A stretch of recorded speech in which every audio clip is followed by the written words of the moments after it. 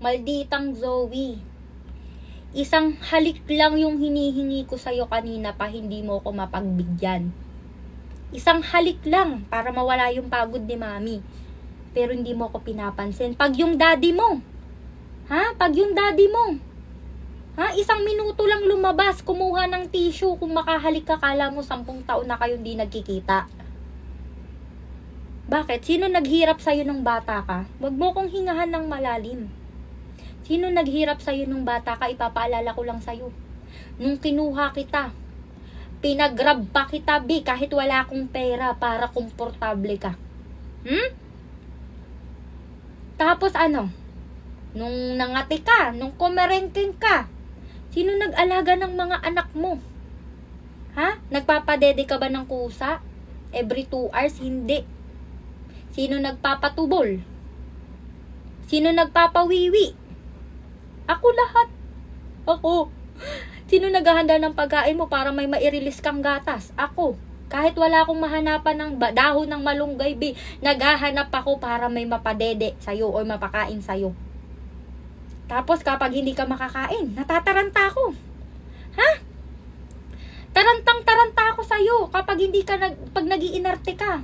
Hanap ako ng atay para lang may laman yung sikmura mo at hindi ka sumuka ng dilaw. Tapos isang halik lang. Isang ganun lang. Isang ganun lang, bi. Hindi mo maibigay sa akin talaga. Okay, mami. Wala talaga, bi. Pero pag sa daddy niya, pag sa daddy mo, kala mo laging nawawala ang daddy mo. Pag sa daddy mo, bait-bait mo. Kung makahalik ka, kung makakiss ka, parang mahal na mahal mo. Parang siya yung naghirap sa'yo. Nung nanganak ka nga, ako nagputol ng pusod ng mga anak mo eh. Halos na lang hap ko na yung amoy ng inunan mo, laman loob mo, dugo-dugo mo, ako lahat. Ako nag-antay ng labor mo, ako lahat. Isang kiss lang, be. Isang kiss lang. Hindi mo magawa, kiss na. Be, mahalin mo naman ako. Alam mo ba kaya kita binili? Para may kasangga si mami.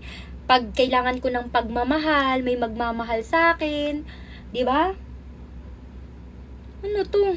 Parang lobat na, be. Wala na akong hawak ko. Ano yan? Guys, inormalize natin yung pakikipagtalo sa mga fur babies natin. Lalo na pag ganito ka maldita. Isang halik lang hindi pa maibigay. Sakit mo sa heart.